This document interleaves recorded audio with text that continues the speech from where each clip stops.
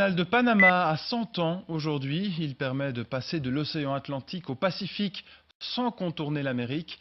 En 100 ans, il a vu passer 1 million de bateaux et pourrait s'élargir dans les prochaines années. François Genette. C'était il y a exactement 100 ans. Le canal de Panama était inauguré en grande pompe. La fin d'un chantier titanesque qui a duré près de 30 ans et a coûté la vie à plus de 27 000 ouvriers. Et un siècle plus tard, cette œuvre monumentale est toujours présente et plus active que jamais.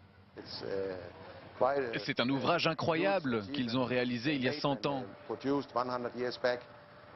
Quand on pense que les écluses sont pratiquement les mêmes qu'aujourd'hui, alors qu'elles ont plus d'un siècle, c'est juste incroyable. Imaginé par l'ingénieur français Ferdinand de Lesseps, le canal répondait à une demande simple, permettre aux navires dans le Pacifique de ne plus devoir passer par le cap Horn pour rejoindre l'Atlantique. Cela en les faisant passer par un tracé artificiel de 70 km au Panama et leur permettant ainsi de gagner un temps considérable sur leur voyage. D'une manière générale, on peut dire que le canal de Panama a apporté de la valeur aux nombreux commerces en Asie et aux États-Unis, de la côte ouest de l'Amérique du Sud à l'Europe. Tous les moyens de transport qui utilisent le canal en ont tiré un bénéfice.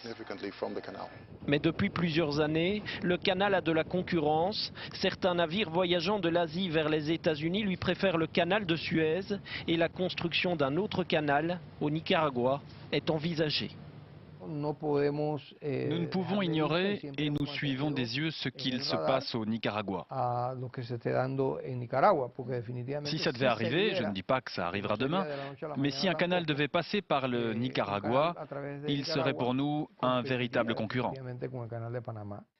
Actuellement, des travaux d'élargissement sont en cours afin de permettre le passage de navires de plus gros tonnage, histoire de pouvoir lutter à armes égales dans cette guerre aux canaux gigantesques.